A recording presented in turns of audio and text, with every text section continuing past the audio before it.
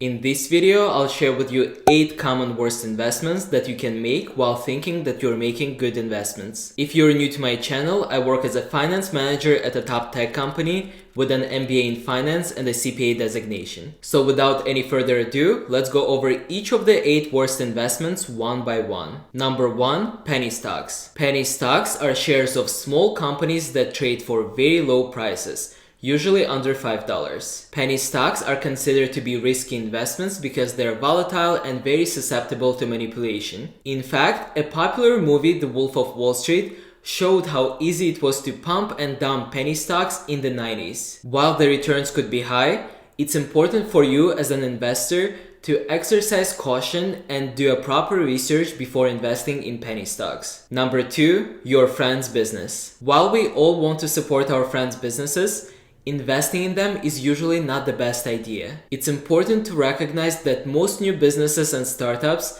regardless of who opens them, have a high rate of failure. There is a very high likelihood that you'll end up losing all your money investing in your friend's business, and as a result, potentially lose your friend as well. It's better to keep your friendships and investments separate. The best way you can support your friend's business is to become a loyal customer of their product or service. And the third worst investment is an education from a for-profit university. There are 2 main types of universities: not-for-profit and for-profit. Not-for-profit universities are usually way more trusted because they focus more on education rather than making profits. Most of the well-known and reputable universities around the world operate as not-for-profit establishments. In contrast, for-profit universities are usually way easier to get into, but they don't provide the same opportunities as the not-for-profit ones. They're mostly just selling worthless diplomas to students who don't know any better. Number 4,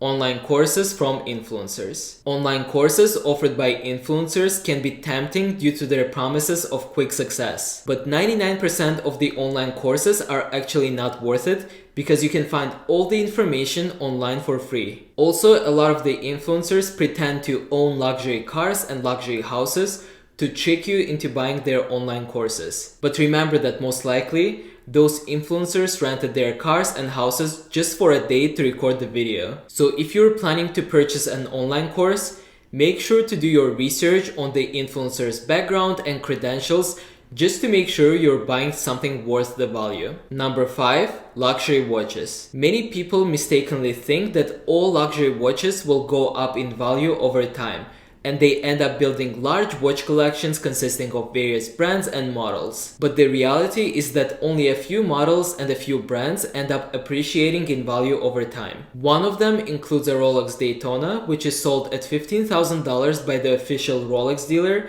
but can be resold on the gray market for over $30,000. So if you want to get into luxury watch investing, you need to do your own research to understand which models and brands have a limited supply and are more likely to appreciate in value over time. Number 6, MLMs. MLM stands for multi-level marketing and is a business model where individuals make money not only from their own sales, but also from the sales of people that they recruit into the program. While MLMs promise significant earnings and financial freedom, they're widely criticized for their pyramid-like structure and their focus on recruitment rather than sales. And the reality is that people participating or investing into MLMs end up losing way more money than they ever make in profits. Also, you can lose a lot of your personal relationships as your friends and relatives will be annoyed by you trying to recruit them. Number 7, NFTs. NFT stands for non-fungible token,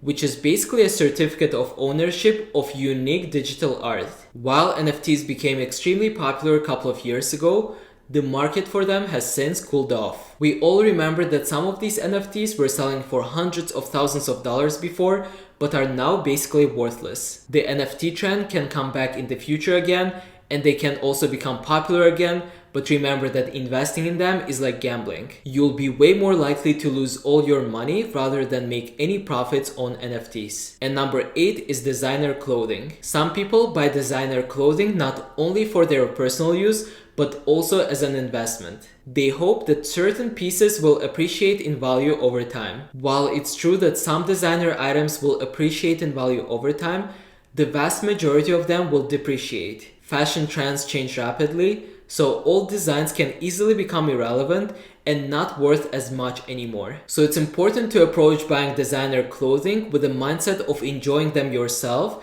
instead of just viewing them as an investment. Of course, there can be exceptions, but with the vast majority of designer clothing, you'll end up losing more money than you'll make. So these were 8 potentially worst investments that you can make while thinking that you're making good investments. I hope you found the video helpful, and make sure to check out my other investing videos on my channel. Thank you for watching this video, and I'll see you in the next one.